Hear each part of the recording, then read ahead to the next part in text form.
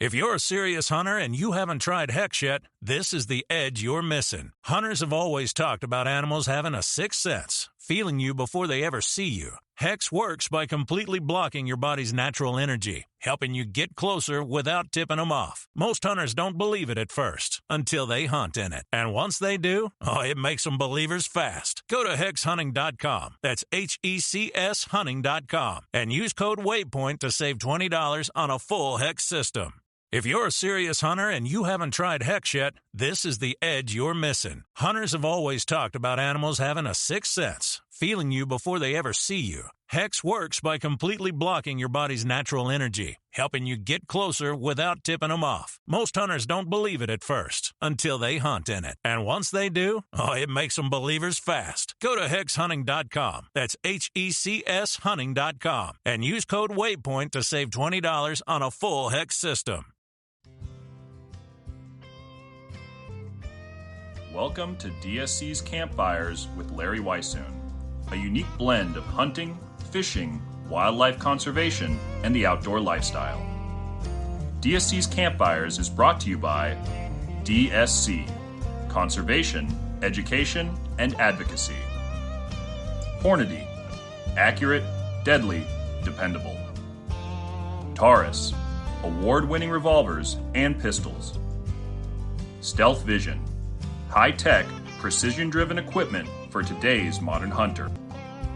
Red 55 Winery, signature wines from Emmy Award-winning country artist Miranda Lambert, owned by Rick and Beverly Lambert.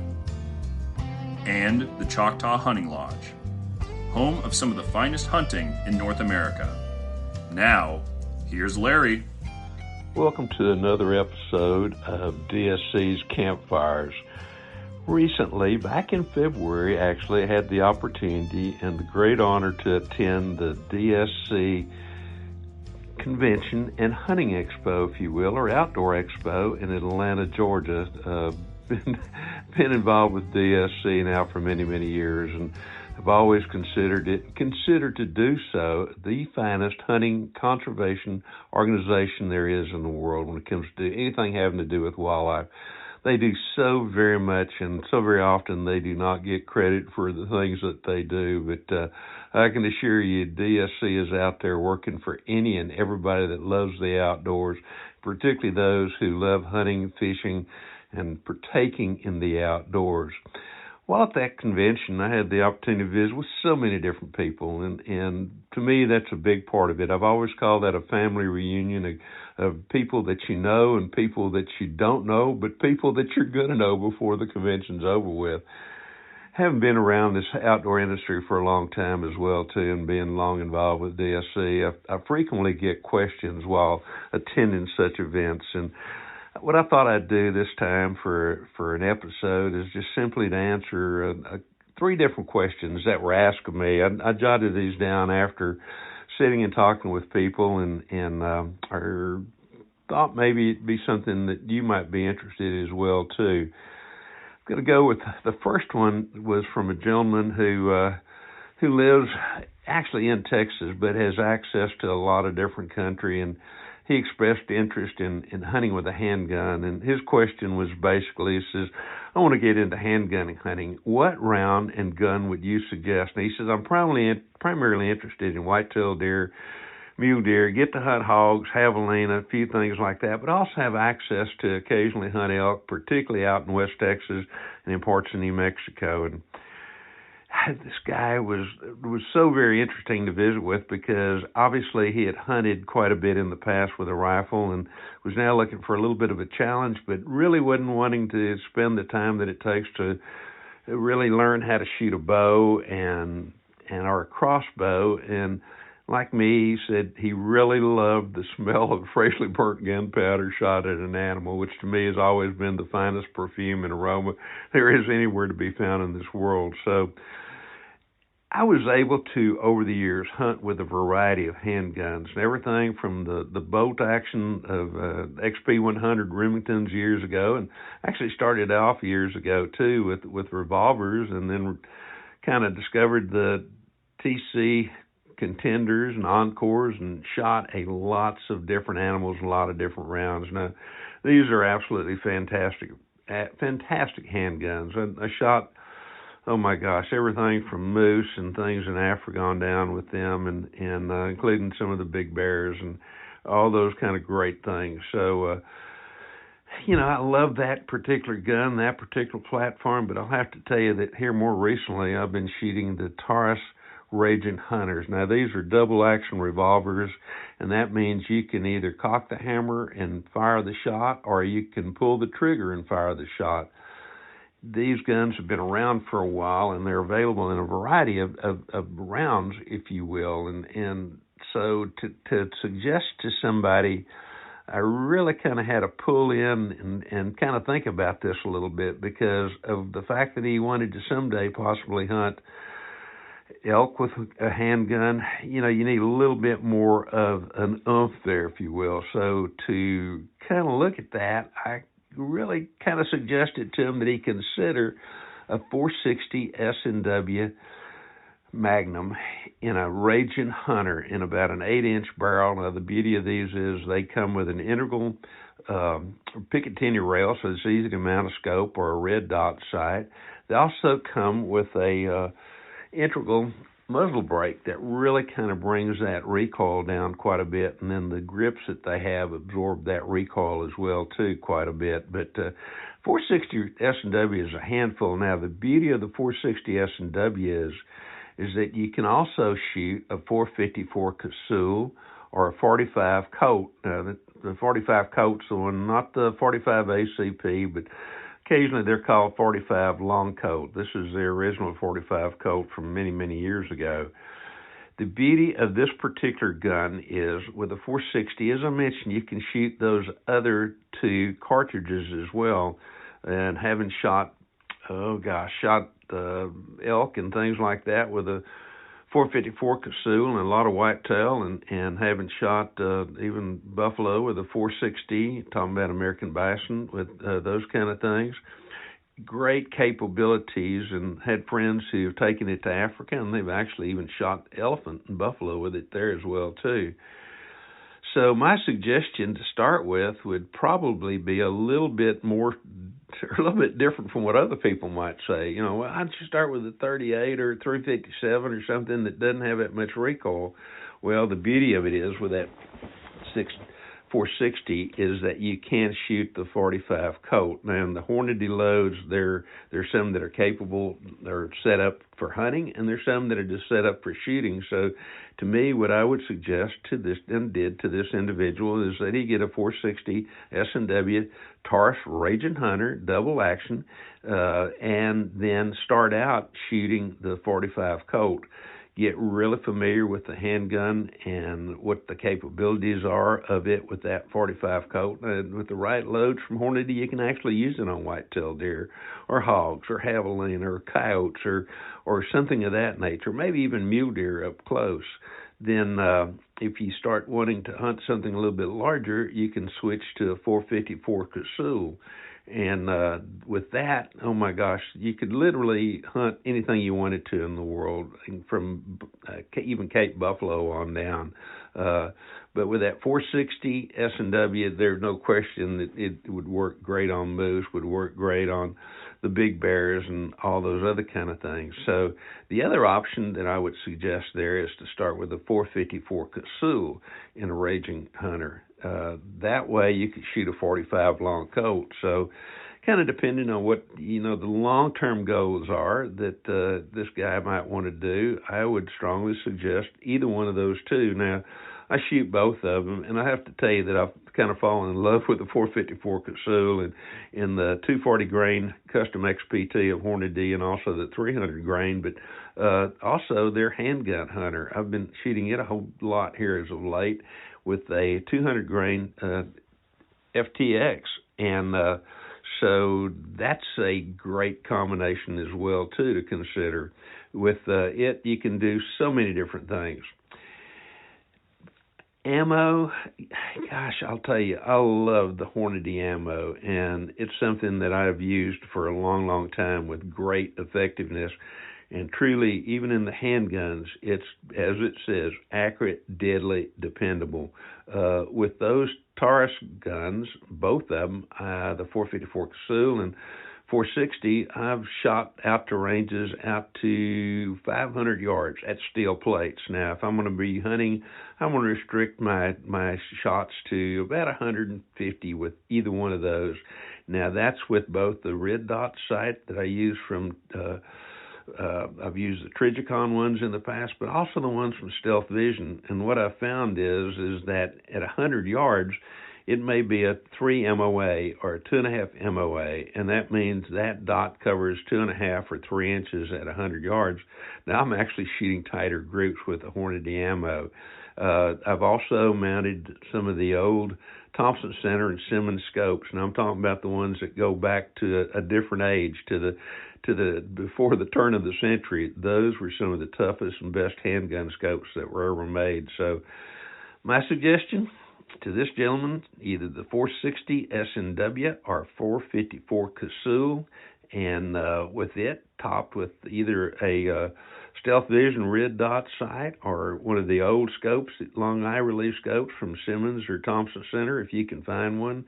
I think that would be a perfect combination, shooting the 240 grain or 300 grain XTP or the 200 grain FTX bullets in the Hornady Handgun Hunter. So something to think about. Going back to another question while I was there, and this actually occurred then and then was followed up a little bit later, and it came from a gentleman that has property both in Louisiana and northern Louisiana and northeast Texas, where burning is a great control burning. That is a great process to really try to promote wildlife habitat. And his question to me was, he said, Larry, he said, we got a lot of old grassy fields, and he said, I'm talking about lots of tall grass and weeds and a few little saplings that are coming up. We had wanted to burn these. However, we could not do so this year because of the burn ban. And what will you suggest? So my suggestion to him is if he has a bush hog, or what we used to call a shredder years ago when I was growing up, is go in and bush hog these areas to knock the grass down a little bit, and then take a disc and just run that disc back and forth a couple of different times to break up the soil.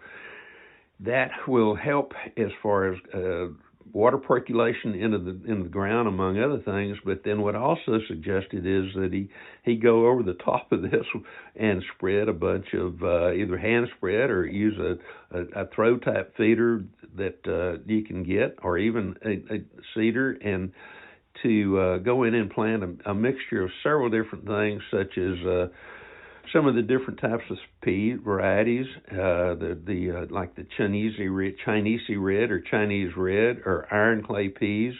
Overseed that with some milo or some of the sorghum alum type things, and also maybe a little bit of millet.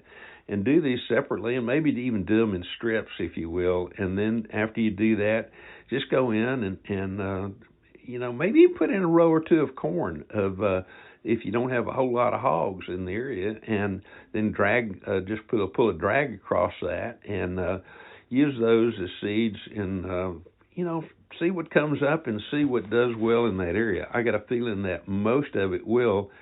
Wish you could have burned it, but if you can't burn because of burn ban, particularly if you got a lot of grass and that kind of thing that you want to try to break up a field, to me, going in and either shredding and disking, or bush hogging and disking rather, and then just go ahead and overseed it with a variety of plants. Like I said, some of the sorghum alum, plant some corn, plant some milo, plant some of the peas, mung beans. There's all kinds of different things that you can hand seed over those. And if they're not too big, then usually what I do is just take one of those spreaders that fits on your chest and go to cranking, and then I'll carry a bucket with me as well too, and just kind of sow corn and milo across the field. And done this in the past with absolutely great success. So something to try if you can't burn, and you're going to help all wildlife. You're not just going to help the deer, you're going to help the birds that are there too, and all the little ground dwelling things such as like the rabbits and even squirrels and things of that nature.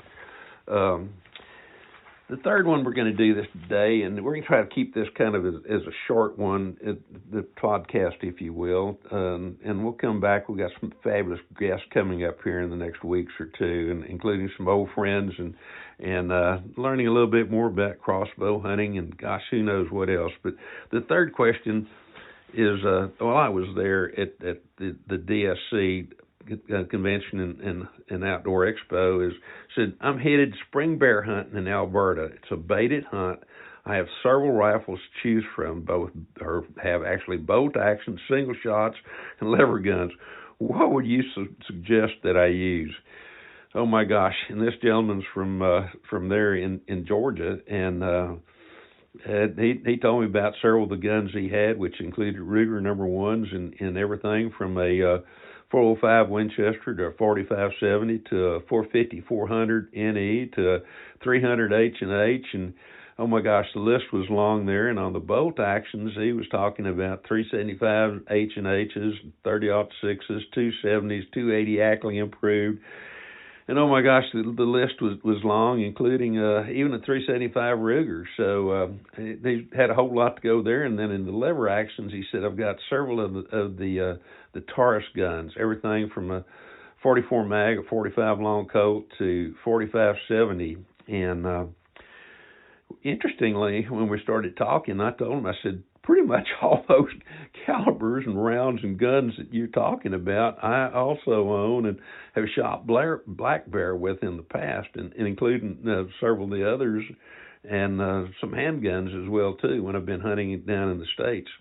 But every one of those rounds that he mentioned is certainly capable of taking even the biggest black bear in Alberta. And what I did remind him of is that you do need to have, if you take a gun out of the country, you need to go to the local customs office and have a Form 4457 completed and approved, if you will, I guess for a BACO letter, for them stamping it on, stamping that it has been registered with customs so that you can bring it back in without any questions. And two, I think some of the provinces now are starting to look at that kind of thing too. And then once you get to, or your outfitter actually should be able to provide you with provide him with the proper form that he'll need once he gets to Canada to register that gun when he comes in. And then they'll also probably want to check it when he goes out to make sure that it goes out. So the outfitter can help with that.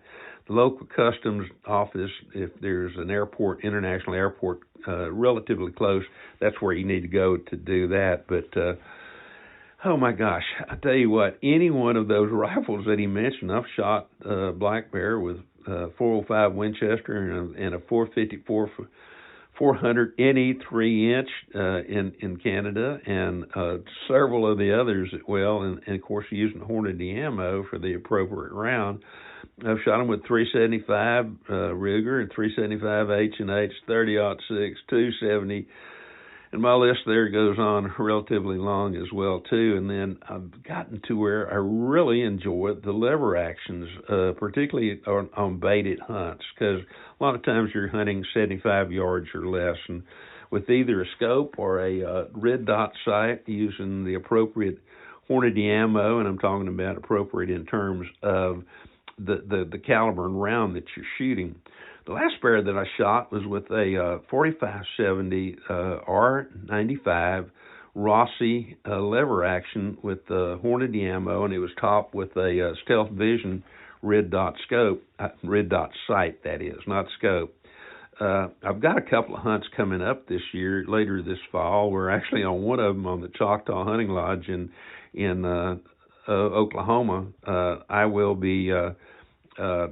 will be using it to hunt there during the bow season, but also got a hunt set up in Colorado this year during the early season there, and once you can use rifles, and probably going to use that 4570, the same one that I used for hunting in Maine, and there I will be using Hornady ammo. So,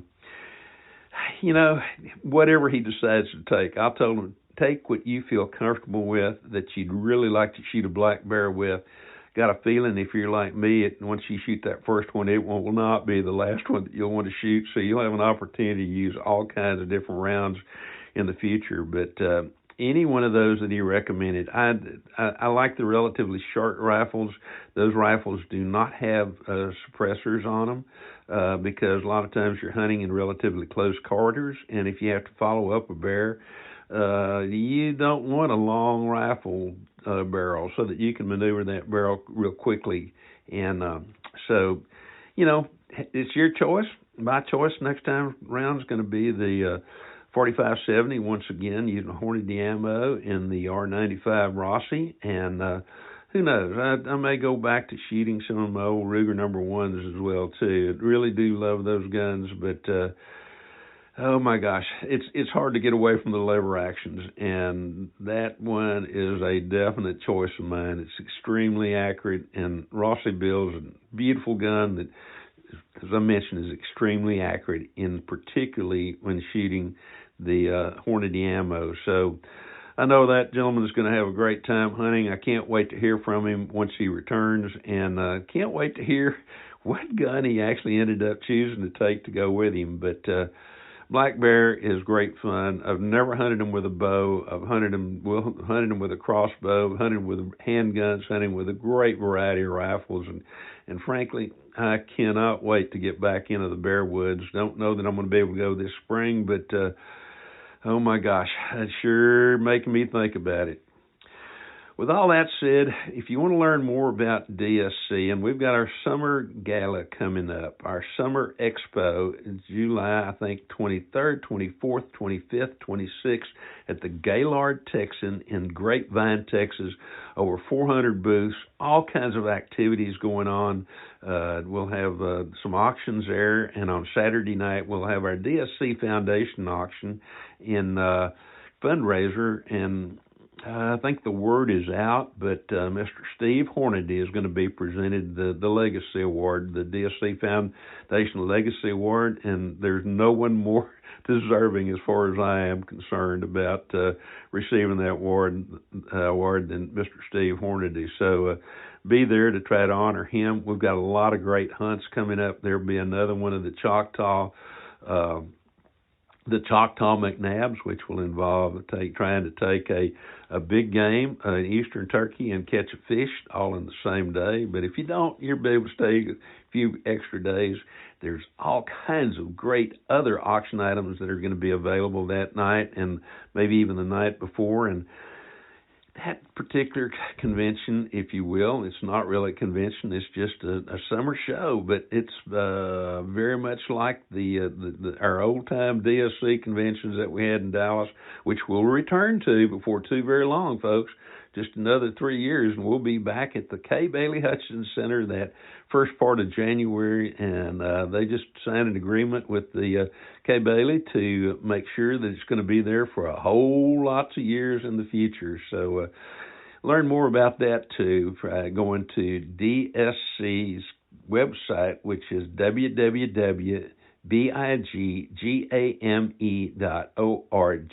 and you can learn more about the summer expo as well too. And also you can register now for that event and already get signed up for the hotel, because everything just kind of happens there at the same place at the Gaylord. So go online, register. Look forward to seeing you there. Between now and then, I'll be at the DSC Oklahoma chapter. That's coming up here before too very long in April, and look forward to seeing everybody there as well too. And you can go online, I think, pretty soon for not only for the DSC Oklahoma chapter auction by going to onlinehuntingauctions.com.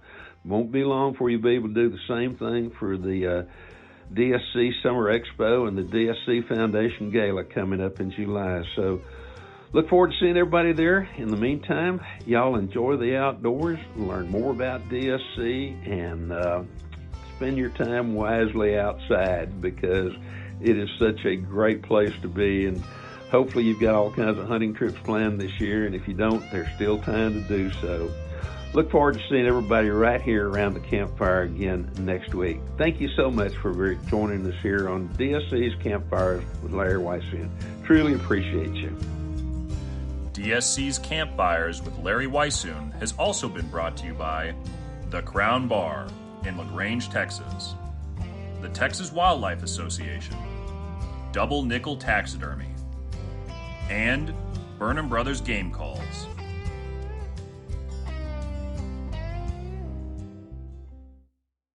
Planning a fishing trip shouldn't feel like a full-time job. With FishingBooker.com, you can find and book the perfect fishing trip within minutes.